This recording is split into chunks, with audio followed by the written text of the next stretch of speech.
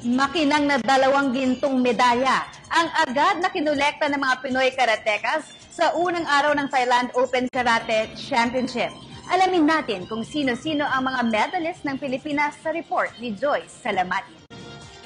Maagang sinimulan ng mga Pinoy karatekas ang pangongolekta ng medalya sa ongoing Thailand Open Karate Championships. Sa unang araw pa lamang ng aksyon ay 2 ginto na ang agad na naibulsa ng Pilipinas na nagmula kina Louie Jane Remojo ng female kata, 15-16 years old, at Rita Alexis Cuadra ng under 43 kg, Kumite Girls Cadet Division.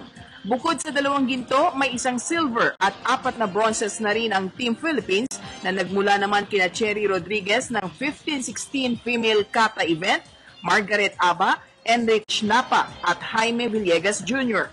Dahil dito, proud na proud ang pamunuan ng Philippine Karate Do Federation sa mga young karatekas ng bansa.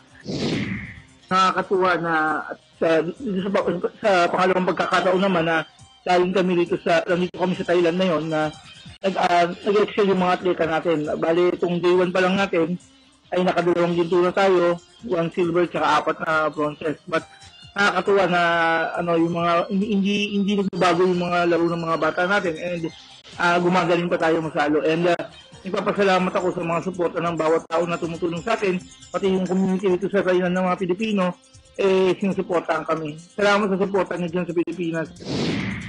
Duplikahin ang 3 gintong medalya na kanilang nakamit noong nakaraang taon. Ito ang target ng Philippine Karate Do Team sa itinatanghal na Thailand Open. Para sa PTV Sports, Joy Salamati.